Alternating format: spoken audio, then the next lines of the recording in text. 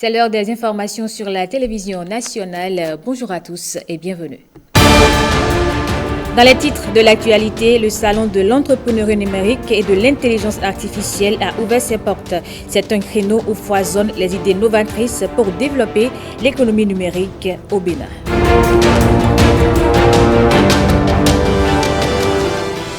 Cotonou abrite également la rencontre internationale des ministres de la Santé et du Transport du corridor Abidjan-Lagos, une initiative pour répondre aux infections transmissibles le long du corridor.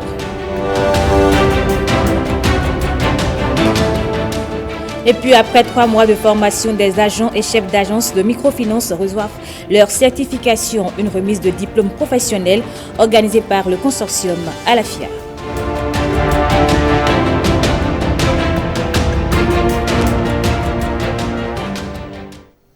Bonjour à tous et bienvenue dans ce 13h. Triste nouvelle au démarrage de ce journal. L'ex-premier ministre japonais Shinzo Abe est décédé. Il a succombé après son attaque par balle en plein meeting électoral. L'ancien chef de l'exécutif prononçait un discours en fin de matinée près d'une gare à Nara, dans l'ouest du Japon, lors d'un rassemblement de campagne électorale en vue des élections sénatoriales de dimanche. Un attentat qui a suscité une vive émotion au Japon et à l'étranger. Shinzo Abe avait 67 ans. Je vous le disais en titre, le salon de l'entrepreneuriat numérique et de l'intelligence artificielle est ouvert. Pendant 3 jours, il sera le créneau de l'innovation, de la créativité, des opportunités d'affaires et de développement d'activités. Un espace en phase avec la volonté du gouvernement de stimuler l'économie numérique. La cérémonie inaugurale avec Rebecca Kenjamde et Jules Akoikou. Évolutif, responsable. Une salle pleine à craquer, pas pour un show artistique, mais pour la découverte de l'écosystème numérique béninois à travers le salon de l'entrepreneuriat numérique et de l'intelligence artificielle, CENIA. Un salon multisectoriel d'envergure internationale dédié à tous les acteurs nationaux, sous-régionaux et internationaux des TIC, des données, de l'entrepreneuriat et de l'intelligence artificielle. Ce salon, qui s'ouvre 2 mois après l'atelier technique et participatif de présentation du projet de stratégie nationale d'intelligence artificielle et des mégadonnées, est une occasion supplémentaire pour faire des contributions afin qu'il reflète à travers son plan d'action, ses projets et les cas d'usage, le Bénin numérique que nous voulons révéler à nous-mêmes et au monde.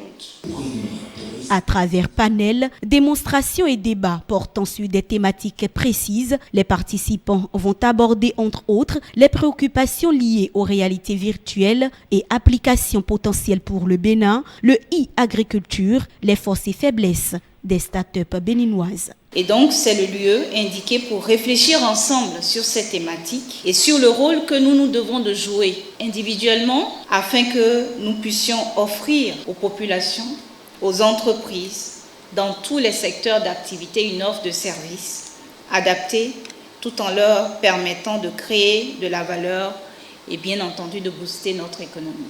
Les besoins des entreprises du secteur du numérique, de l'innovation, de l'intelligence artificielle ne sont pas les besoins des autres catégories ou des autres secteurs d'entreprises dans le pays. Donc, il faut que nous ayons un large spectre d'accompagnement, de prise en charge qui puisse couvrir de la nano-entreprise jusqu'à la moyenne entreprise. CENIA, les bases de la toute première édition sont ainsi jetées. Au bout de ces 3 jours de révélation des talents de l'entrepreneuriat numérique, le Bénin sera sans doute en mesure d'avoir les arguments nécessaires pour une adoption rapide de la stratégie nationale relative à l'intelligence artificielle et aux mégadonnées.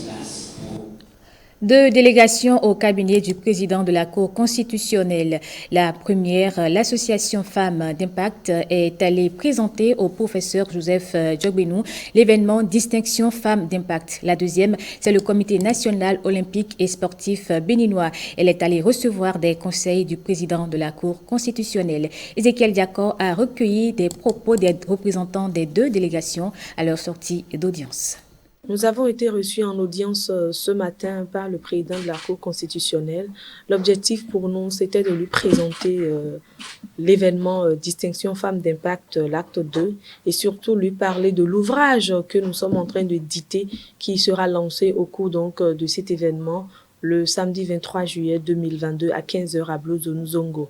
Le concept Femmes d'Impact, c'est un concept que nous avons pensé, un concept que nous avons innové et également qui s'est amélioré dans le temps. Ce concept a pour objectif de promouvoir les femmes qui se battent au quotidien, les femmes qui arrivent facilement à concilier leur vie de famille et leur vie professionnelle. Au terme de cette discussion très intéressante avec le président de la Cour constitutionnelle, nous avons reçu beaucoup de conseils.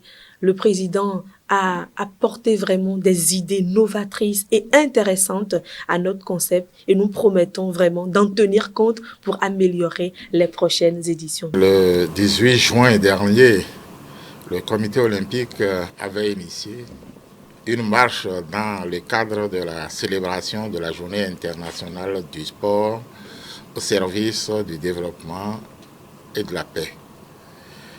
Nous avions souhaité avoir autour de nous toutes les composantes de la nation. Nous avions souhaité venir à lui et lui présenter nos reconnaissances de vive voix. Nous en avons profité évidemment pour permettre à Monsieur le Président d'avoir une plus profonde appréciation de ce qu'est le Comité national olympique et sportif béninois. Il nous a fait un très bon développement. Nous n'avons pas manqué d'apprécier cela. Nous trouverons le créneau pour échanger avec lui afin de mieux concrétiser la conception du sport.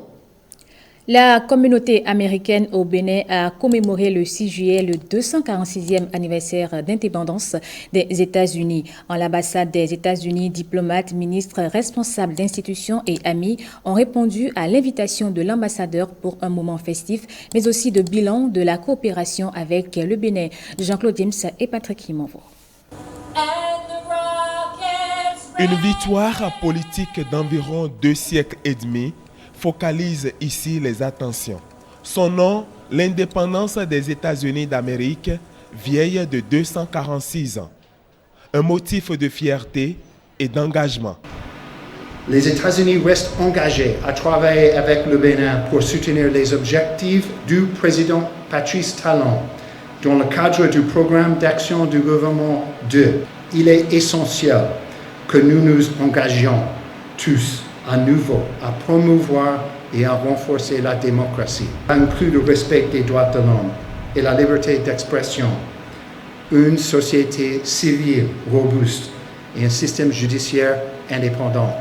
Entre cette ancienne démocratie et le Bénin, c'est une histoire d'amour qui impacte chaque aspect du développement. Le Bénin reste mobilisé pour jouer sa partition. Le gouvernement du Bénin apprécie l'engagement des autorités américaines à accompagner le Bénin sur la voie de l'émergence économique et réaffirme sa détermination à œuvrer à la bonne marche des projets en cours d'exécution entre les deux pays et à la consolidation et à la diversification de la coopération. Une date rappelle l'indépendance des États-Unis. Le 4 juillet 1776. Alors que les combats font encore rage, les 13 colonies déclarent leur souveraineté vis-à-vis de la Grande-Bretagne pour former les États-Unis d'Amérique. Cotonou abrite la rencontre internationale des ministres de la Santé et du Transport du corridor Abidjan-Lagos. L'organisation de ce corridor a été créée pour renforcer les échanges routiers et portuaires du plus grand corridor ouest africain. Une initiative qui apporte aussi des réponses sanitaires à des infections transmissibles telles que le VIH-Sida le long du corridor. Koudous Abdoulaye et Brice Djibozo.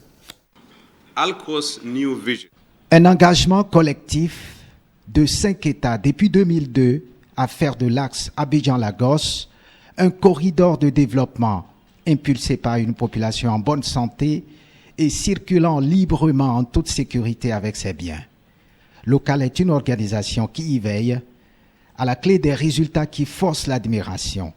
85% de réduction de taux de prévalence du VIH est enregistré chez les camionneurs sur ce corridor, source de motivation notamment pour le renouvellement du mandat initial de Local, objet de la réunion de Cotonou. La première réunion de haut niveau des ministres de la Santé et des Transports organisée à Cotonou le 28 mars 2019 a permis de faire le bilan détaillé des interventions de Local depuis sa création en 2002.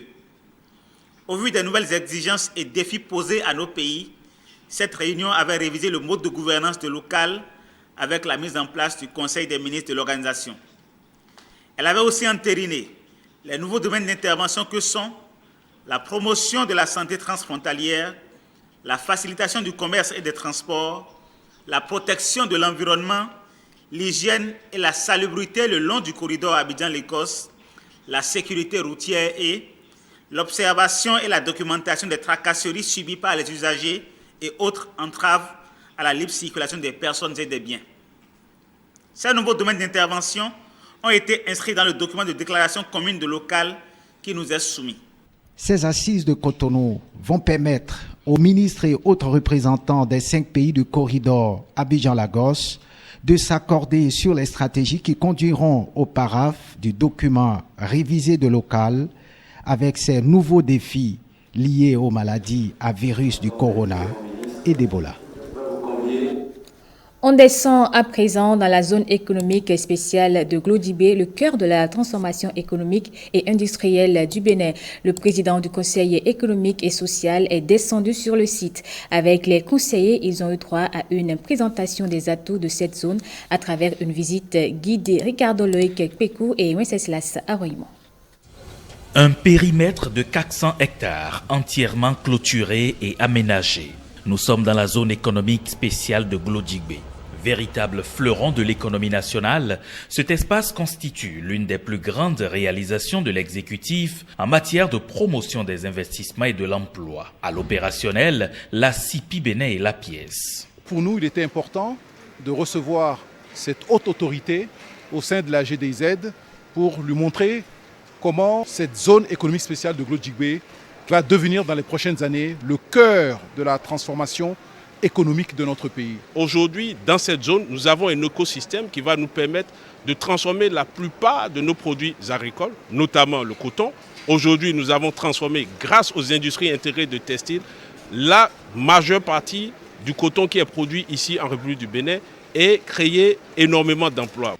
Créée le 5 février 2020, la zone économique et spéciale de Glodibé abrite déjà des industries de transformation agroalimentaire, de matériaux de construction, de textiles et bien d'autres.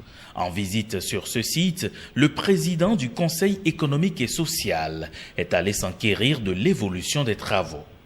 Nous devons en être fiers et nous dire, sous l'impulsion, sur le génie créateur de son Excellence, le président Patrice Talon, le soutenir dans ce type de projet, le soutenir dans la réalisation d'une économie socialement forte.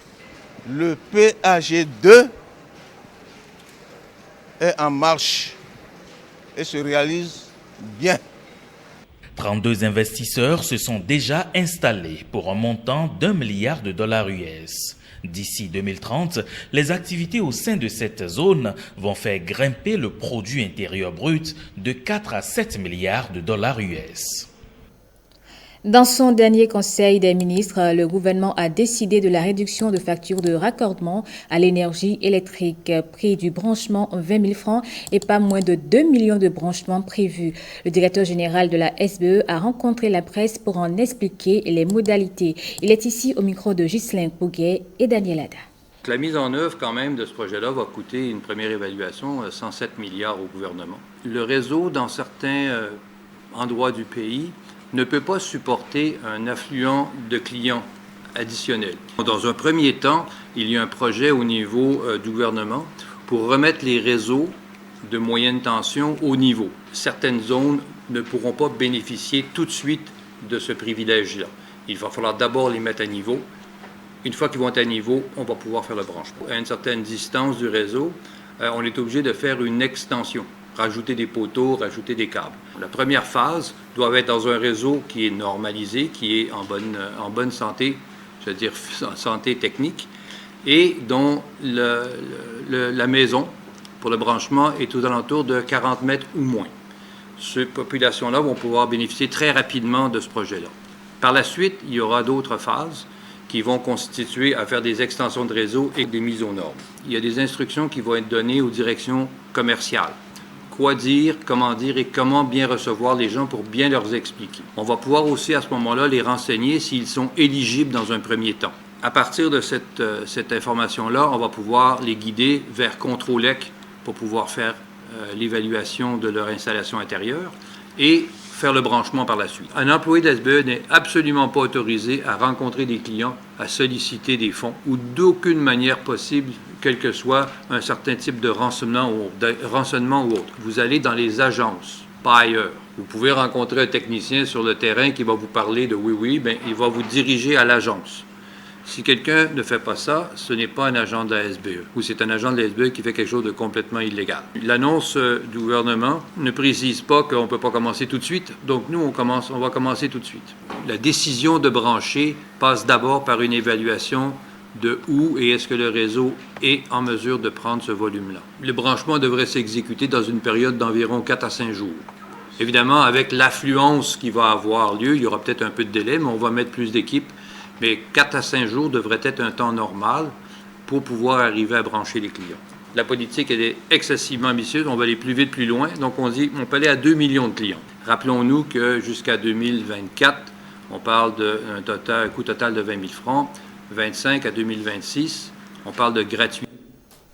Et parmi les autres décisions du Conseil des ministres, la fin de l'établissement de l'ancienne carte nationale d'identité. Seule la carte nationale biométrique sera de mise. Les citoyens apprécient cette décision au micro de René Kofi.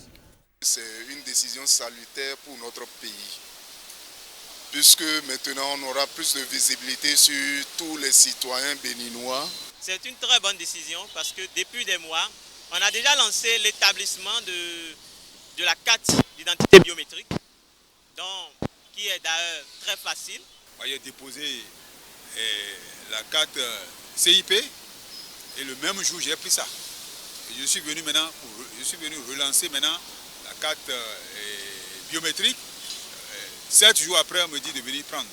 C'est très beau, c'est très bon. C'est une bonne chose, puisque lorsqu'on se fait enrouler à la NIP, l'enroulement ne se fait pas 2 fois, plusieurs fois. Non. Donc, ça ne se fait qu'une seule fois. Donc, ce qui permet d'avoir une idée claire de la popularité, c'est-à-dire le nombre d'habitants. Donc, si le gouvernement réellement peut réfléchir, voir comment il faut rabaisser ce coût pour que le citoyen lambda, paysan ou artisan que moi je suis, je n'ai pas tant de difficultés à m'octroyer cette carte. Le problème principal, c'est le coût. Parce qu'il faut avoir au moins 10 000 pour faire le processus. Ouais, tout le monde n'a pas les moyens. Si le gouvernement peut diminuer un peu, ça va susciter les autres qui sont encore derrière à vite avoir cette carte-là. Bon, pour le moment, si on peut décongestionner l'agence nationale, ce serait bon. À Parakou, l'opération d'enrôlement sur la liste électorale informatisée a pris fin hier. Mais dans le septentrion, on peut encore constater l'affluence autour de cette opération. C'est du moins le constat dans 3 arrondissements de la ville de Parakou, Michael Nwati et Docastito. Le constat que nous faisons est que jusqu'à là, on a l'impression que on n'a presque pas enregistré beaucoup de gens. 30 juin 2022, dans la cité de Kobourou. Nous sommes au 3e arrondissement de Parakou. L'opération d'enrôlement de la liste électorale informatisée se poursuit. J'ai tellement enregistré mes enfants au nombre de 4 personnes, en plus moi et ma femme aussi. Et comme on a entendu parler de ce RAVIP, ça nous a tellement pris et on a dit que bon, vraiment il faudrait qu'on vienne pour enregistrer nos enfants aussi. Je suis venu avec mes enfants et il n'y a pas encore, les gens sont nombreux et nous n'avons pas encore trouvé la place de le faire. Mais j'attends pour que le temps revienne pour moi, pour que j'aille faire ça. C'est le dernier jour d'enrôlement, conformément au calendrier établi par l'Agence nationale d'identification des personnes. Il y a plusieurs qui n'ont pas les dates de naissance ou qui les ont perdues. Donc, les témoignages sont de trop en fait. Et pour avoir les témoins, c'est un peu ça la difficulté majeure, puisque les témoins, des fois, n'arrivent pas à se déplacer. Nous faisons ce que nous pouvons pour enregistrer le maximum de personnes, mais bon, malheureusement, ce n'est pas sûr si l'opération s'arrête aujourd'hui que tout le monde soit enregistré. L'idéal serait que tout le monde puisse s'enregistrer, donc nous espérons que les autorités vont prendre les décisions pour pouvoir alléger la tâche à la population, parce que c'est une très bonne chose. Il y a beaucoup qui n'avaient pas de pièces civiles et grâce à cette opération, ils arrivent au moins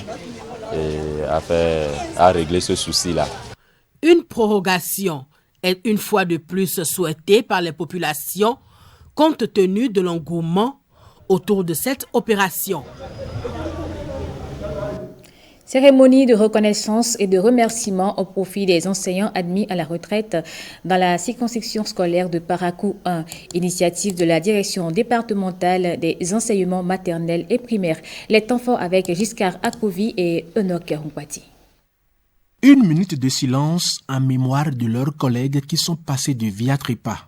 Les enseignantes et enseignants de la circonscription scolaire de Parakou 1, qui sont appelés à faire valoir leur droit à une pension de retraite, sont honorés. Nous n'avons pas grand-chose à vous donner, mais nous avons voulu vous recevoir et passer un petit temps avec vous. Que Dieu Tout-Puissant vous donne la santé, qu'il vous protège et vous garde encore très longtemps, afin que nous puissions bénéficier de vos sages conseils. Au nombre de 57, ils sont honorés pour leur bon et loyaux service rendu à la nation béninoise. Je m'en voudrais de ne pas faire un clin d'œil à ces aînés qui incarnent aujourd'hui les valeurs de notre système éducatif. Nous vous disons merci. Appelés affectueusement aînés ou encore douaniers, ceux encore en activité souhaiteraient toujours bénéficier de leur expérience professionnelle. Le seul vœu qu'ils émettent en chœur avec moi, je cite, « N'abandonnez pas votre école ». La réponse à cet ardent vœu permettra d'apaiser l'interrogation ou le souci de saint Thomas, je cite, quel enfant laisserons-nous à cette terre? Vous avez fait des souhaits. Ce n'est pas rentrer dans les oreilles de sourds. Sachez que nous sommes disponibles et nous allons toujours nous rendre disponibles. Cette cérémonie de reconnaissance du mérite et de revoir a pris fin autour d'un repas en présence de Kadiri Batagandé, un acteur politique engagé pour la cause des enseignants. Les 12 lauréats du concours Rapport africain sur le changement climatique et environnemental AXER 2022 sont connus. Initié par l'ONG Alliance panafricaine pour la justice climatique, ce concours récompense les meilleures productions de la presse écrite et de la presse en ligne sur la justice climatique. Parmi les 3 journalistes primés, notre collègue Ronald Robinson, une belle aventure qu'il confie ici à Enoch Rumpati. Je dois dire, ce prix, nous l'avons reçu parce que je ne suis pas le seul en vérité. Il y a mon collègue et aîné, Ernest Agota, de la radio Parakou. Je le dédie à lui, premièrement, et puis aux responsables même de la maison qui n'ont ménagé aucun effort pour les faciliter par rapport au voyage à Kigali et tout. Nous avons eu l'opportunité donc de concourir avec une production de 6 minutes intitulée « Justice socio-énergétique et climatique en Afrique » qui collait très bien avec le thème du concours. Et nous avons eu beaucoup de chance d'être sélectionnés parce que c'est très rude il y avait 165 participants à ce concours, dont 27 francophones. On était 3 béninois qui ont été retenus, une production d'un journaliste du quotidien La Nation, Fulbert Amedi Rossou. Il y a Chamsdin Bakiri qui est de la presse en ligne, qui aussi a postulé en radio et qui est reparti avec 2 prix.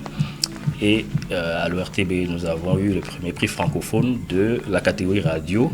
Il faut dire qu'il y avait 7 juges par rapport à ce concours et qui ont fait de bon travail. Il y a 2 seulement qui comprenaient français, donc qui étaient bilingues. Ils ont beaucoup apprécié le Bénin pour la qualité de notre production et surtout la qualité du français qui est parlé. Et nous ne pouvons que remercier l'Alliance panafricaine pour la justice climatique, PACJA, qui a organisé ce concours. Après 3 mois de formation, des agents et chefs d'agences de microfinance reçoivent de précieux passeports d'exercice de leur métier. Remise de diplômes professionnels organisée par le consortium Alafia et ses partenaires devant les acteurs de l'écosystème financier décentralisé. René Kofi. Félicitations. Cette remise symbolique annonce la professionnalisation et l'assainissement du secteur de la microfinance au Bénin.